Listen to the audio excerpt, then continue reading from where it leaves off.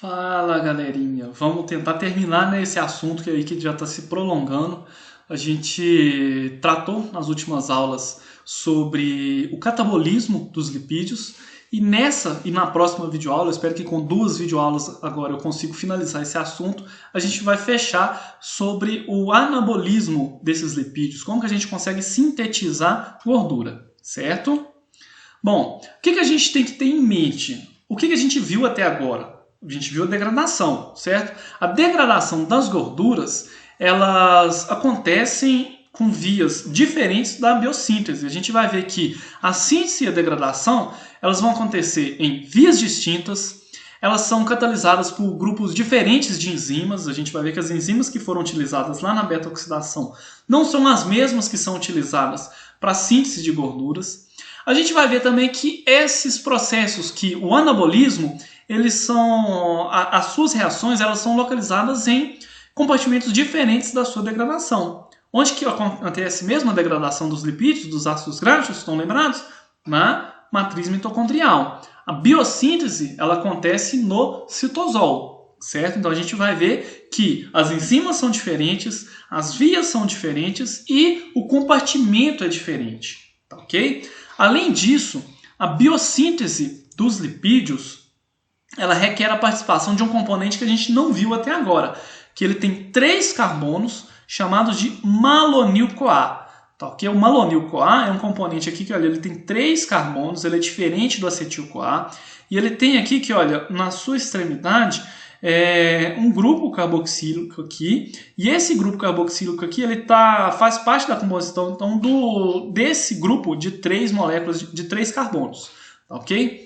Ele não está envolvido na degradação dos ácidos graxos. A gente vai ver malonil-CoA apenas na biossíntese de ácidos graxos, ok? Então, a primeira etapa para entender o processo de síntese de um ácido graxo é entender como que a gente consegue obter malonil-CoA.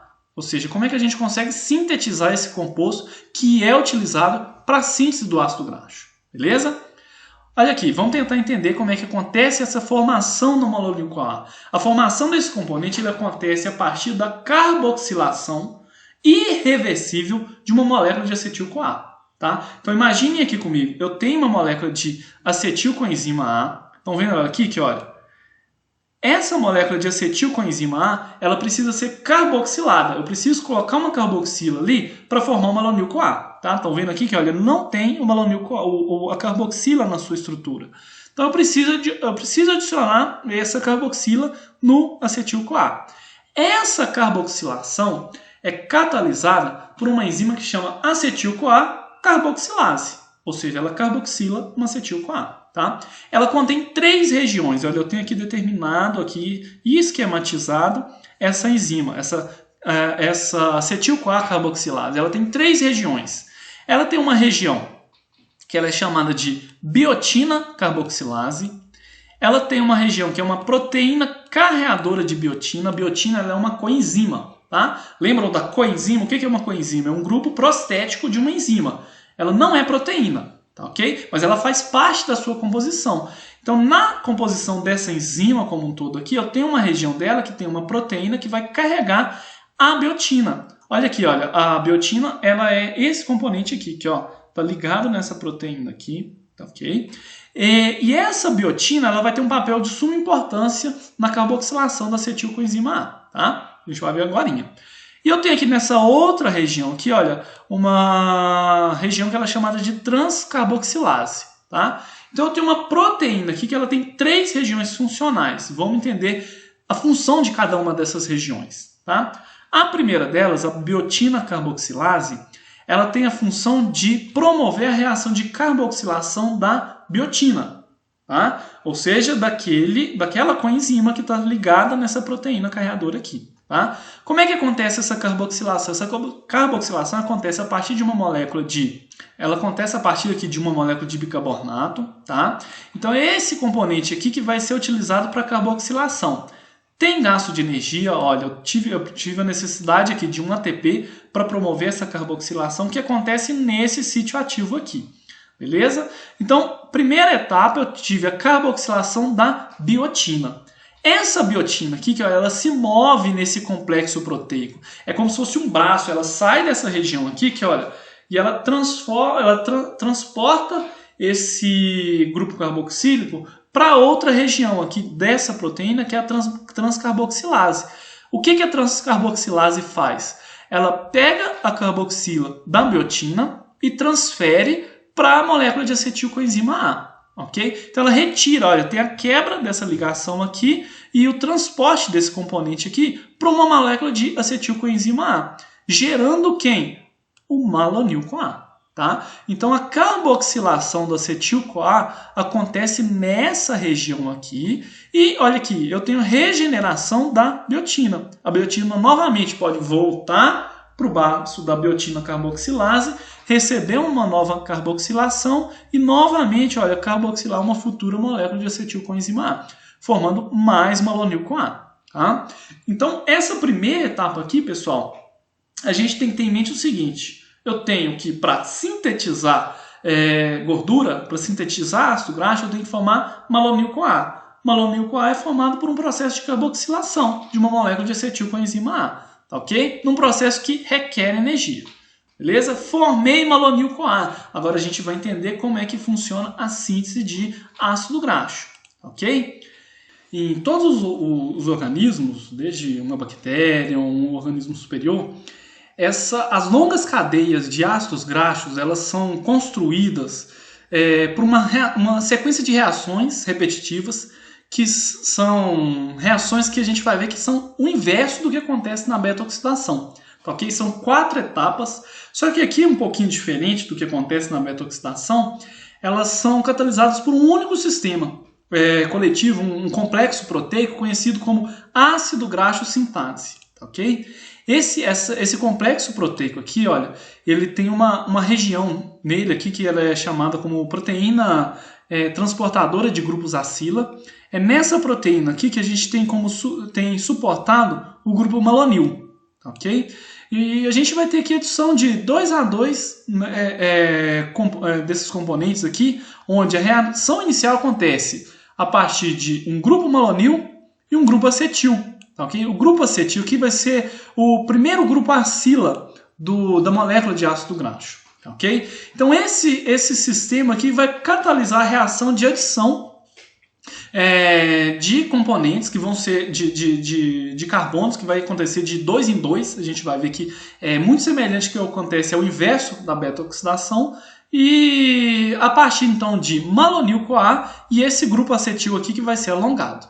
Okay? Vamos tentar entender como é que isso funciona, como é que acontece essas 4 etapas, tá ok? Imagina que, vamos lembrar, quem tiver aí com seus slides, acompanhando em algum livro, peguem lá, aproveitem lá nas aulas de beta-oxidação e deem uma olhada na sequência que tem lá e vão acompanhando ao mesmo tempo aqui essa sequência, ok?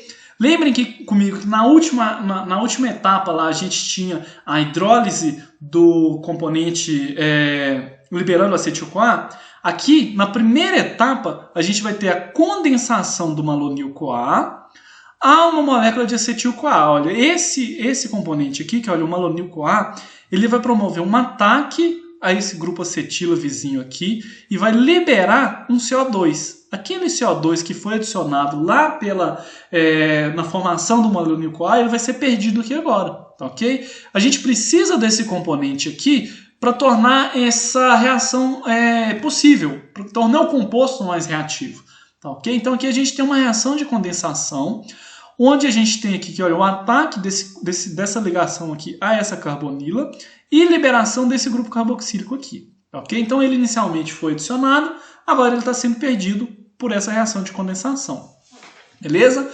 Formei aqui, olha, um grupamento cetona no carbono beta desse componente aqui. Olha que interessante. A gente tem aqui reações que vão estar acontecendo também em torno desse carbono beta.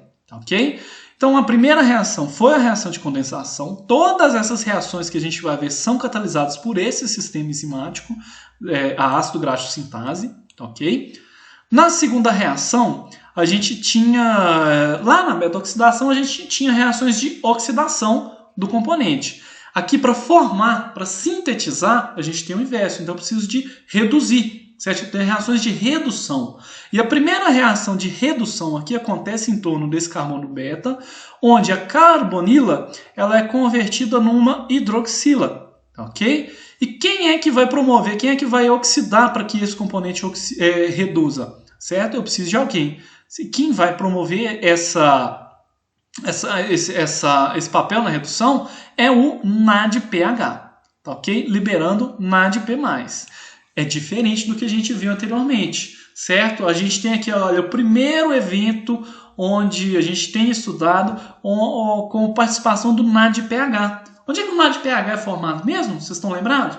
Lá na via das pentoses. Então lembra que uma das funções do NADPH é atuar sobre vias biosintéticas? Aqui a gente está vendo uma primeira dessas vias. Tá, okay? Então o NADPH aqui ele vai atuar então doando elétrons para que esse componente aqui possa reduzir. Logo, o NADPH está sofrendo oxidação. O NADPH está oxidando e aqui eu estou reduzindo esse componente. Tá? Estou reduzindo essa carbonila, formando uma hidroxila. Tá?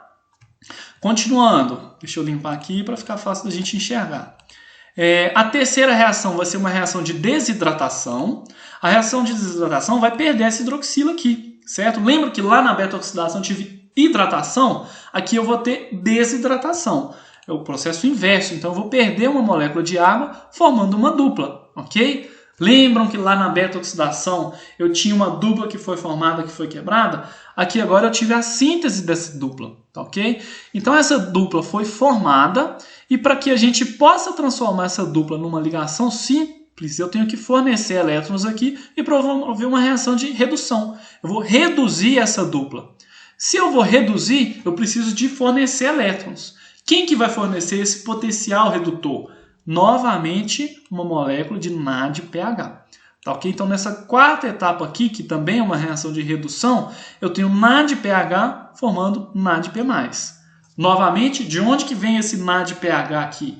Uma das fontes desse NADPH é a via das pentoses. Ok? A gente vai ver que tem outros locais que sintetizam NADPH, mas aqui o que a gente viu até agora foi a via das pentoses. Tá? O que foi o resultado final aqui? Eu tive a adição aqui, então, de um grupo acila saturado aumentado em 2 carbonos. Olha aqui, no início eu não tinha aqui, deixa eu limpar novamente aqui, eu tinha aqui 2 carbonos aqui desse acetila, mais o grupo carbonila que foi adicionado, né, essa carboxila lá para formar o malonil-CoA, mais esse acetil-CoA aqui de baixo aqui, que olha. Então, no início, eu tinha aqui malonil-CoA, perdi esse CO2 aqui, e a reação final eu tive sobre essa proteína aqui a adição de 2 carbonos. 2 carbonos que estavam onde? Aqui nesse grupo acetila. Tá, ok? Ficou claro? Beleza, eu consegui aumentar em 2 carbonos essa cadeia carbônica que vai precisar aumentar ainda mais. Tá, ok? Como que acontece agora essas sequências de reações para eu ter um ácido graxo de cadeia longa? Até agora eu consegui adicionar 2 carbonos. Aconteço novamente, esse ciclo de 4 reações ele acontece novamente. Esse componente aqui formado na cadeia transportadora aqui, que olha nessa proteína carreadora, ele vai ser transferido daqui para cá, para aqui para baixo aqui, ó. Vamos ver se aqui acho que eu tenho uma figura melhor. Ele vai ser transferido aqui para baixo, olha, acompanha aqui comigo, aquela primeira reação formou, aqui ó, eu tinha o grupo malonil. Vamos voltar aqui, ó, e o grupo acetil. Aqui eu tenho o mesmo substrato que a gente acabou de ver nessas reações anteriores, que ó, isso daqui, ó. Estão vendo? Essa figurinha aqui é essa mesma aqui, tá? Então eu passei por aqueles 4 ciclos de reações, formei um componente alongado em 2 carbonos, esse daqui, estão vendo? E esse componente aqui no final da 4ª reação, ele está ligado nessa proteína aqui transportadora de grupos acila. Estão vendo? Vou limpar novamente aqui para ficar bem claro para todo mundo entender. Esse componente aqui formado na 4ª reação, ele sofre um processo de transporte, que olha, ele rompe essa ligação aqui e ele é transportado para esse grupo aqui, que ó, esse grupamento que estava inicialmente o grupo acetil ligado, tá? Então eu tive essa transferência, saiu daqui e veio para cá. É o que a gente pode perceber nessa segunda figurinha aqui, que olha, estão vendo aqui? Ele saiu daqui e veio para cá. Aqui essa proteína carreadora ficou vazia, tornando possível a ligação de uma próxima molécula de malonil-CoA. Estão vendo aqui? Essa próxima molécula de malonil-CoA vai reagir novamente com esse carbono aqui, que ó, formando esses 4 passos da reação novamente. Tá? Então aqui, olha, esse grupo aqui vai o grupo que foi adicionado, o malonil-CoA, vai atacar aqui. Fica mais fácil da gente entender aqui, ó. Esse grupo carbonilo aqui do malonil-CoA vai atacar esse carbonilo do grupo que foi estendido, certo? E novamente a gente vai ter os 4 passos daquelas reações que a gente acabou de ver. Então aqui, olha, vai adicionar mais 2 carbonos aqui nessa extremidade. Na verdade vai ser do lado de cá, né, que a gente vai ter adição nessa parte interior da proteína aqui, que olha, esse grupamento aqui vai ser adicionado aqui, e aqui a gente tem um alongamento. Olha, de 4 passou para 6 carbonos. E aí, olha, vem uma nova molécula de malonil-CoA, se liga na proteína carreadora, ela novamente passa pelas 4 reações que a gente acabou de ver, e a gente tem um alongamento novamente de 2 carbonos. Vocês puderam perceber que a gente está adicionando de 2 em 2 o número de carbonos numa cadeia de ácidos graxos, ok? O que acontece de maneira inversa quando a gente tem a oxidação. A oxidação, lá na beta-oxidação, a gente tem a liberação de acetil-CoA, liberação de 2 em 2 carbonos. Aqui a gente tem a adição de 2 em 2, ok? Isso acontece até esse processo ser interrompido quando a gente tem a formação do palmitato, ok? O palmitato formado, ou seja, aqui um ácido graxo com 16 carbonos, ele se desliga desse complexo aqui da sintase, do ácido graxo de sintase, ok? E a gente consegue sintetizar até 16 carbonos, ok? Nesse complexo aqui. Logo, a gente precisa de um outro sistema para aumentar o número de carbonos e também para adicionar as duplas ligações. Esse sistema que a gente acabou de ver até agora, ele é capaz de sintetizar ácidos graxos de até 16 carbonos, tá ok? Adicionar dupla e mais carbonos a esse ácido graxo, a gente tem outros sistemas, tá ok? A gente vai ver ele na próxima videoaula. Aqui nessa, eu quero finalizá-la mostrando para vocês como que todos esses processos são controlados. Como é que nosso organismo entende que, num momento, eu tenho que sintetizar ácido graxo e num outro momento eu tenho que oxidar ácido graxo, eu tenho que degradar. Vamos pensar aqui comigo. Em que momentos eu preciso que esses processos ocorram? Sintetizar gordura acontece quando eu me alimento, ok? No estado alimentado. Degradar gordura acontece quando eu estou de jejum, certo? Ou quando eu tenho uma necessidade de energia. Essas rotas metabólicas do ácido graxo, ela é extremamente controlada para que uma via não aconteça ao mesmo tempo que a outra, tá? Então esse controle ele é alcançado, primeiro, pela modulação alostérica de algumas enzimas, tá? A gente tem aqui algumas limitações do circuito da carnitina, a gente vai entender aqui agora como é que isso funciona, e também pela presença de atuação de hormônios, tá? Olhem nessa figura aqui comigo, vamos tentar entender ela como um todo. Parece complicado, mas não é muito não, tá? Imagine aqui comigo que ó, eu tenho uma dieta com carboidratos, tá ok? Me alimentei. Toda vez que eu me alimento, vamos supor lá, bati um prato de macarrão, e nesse prato de macarrão tem carboidrato, carboidrato aumenta a glicose no sangue, certo? Aumento de glicose no sangue vai estimular a produção de insulina. Okay?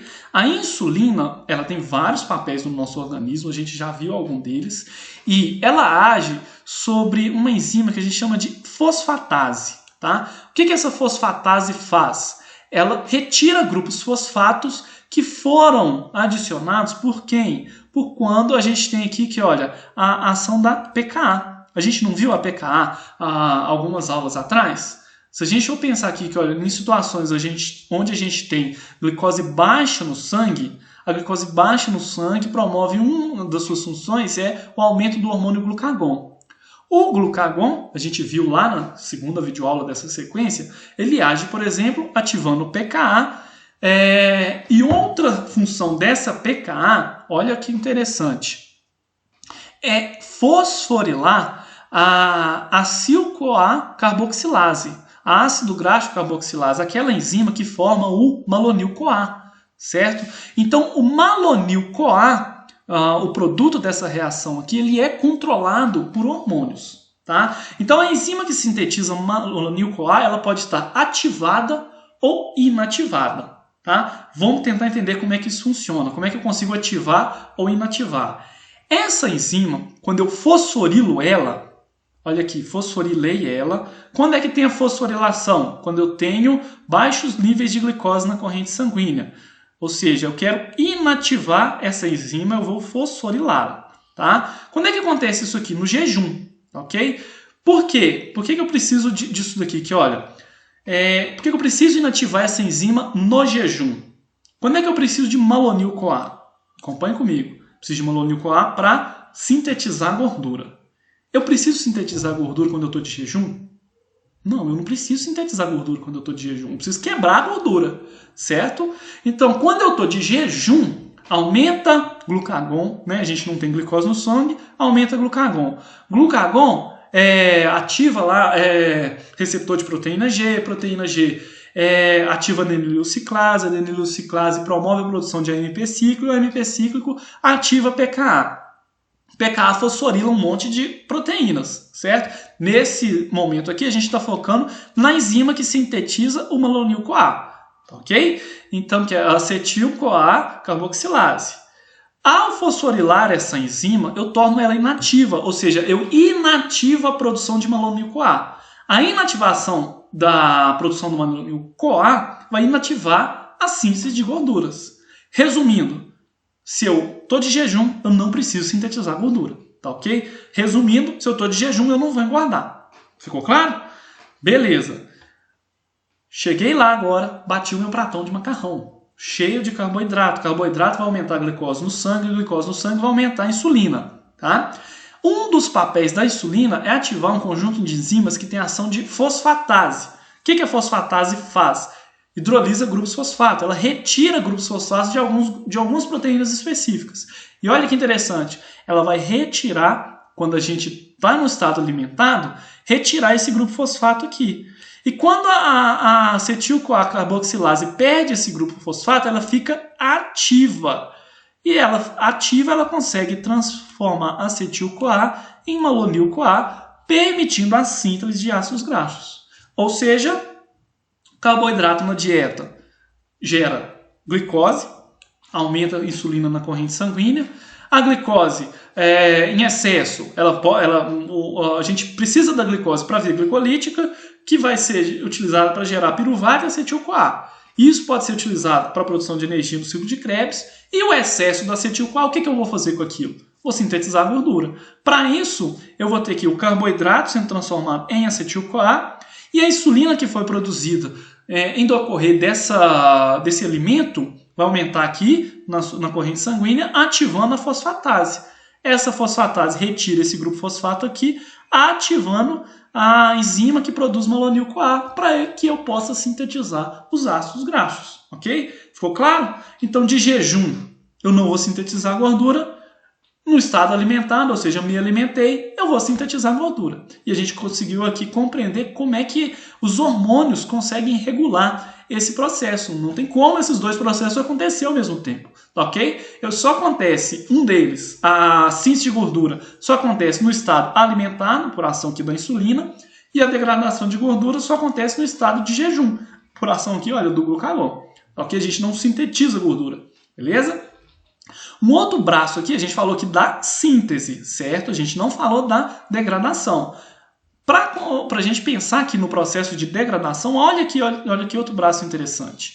O malonil-CoA, ele só está presente quando eu estou no estado alimentado, certo? Bati o pratão de macarrão, cheio de carboidrato, carboidrato virou glicose, glicose virou acetil-CoA, acetil-CoA foi transformado em malonil-CoA para a síntese de ácido graxo. Como é que eu consigo inibir a degradação de ácido graxo?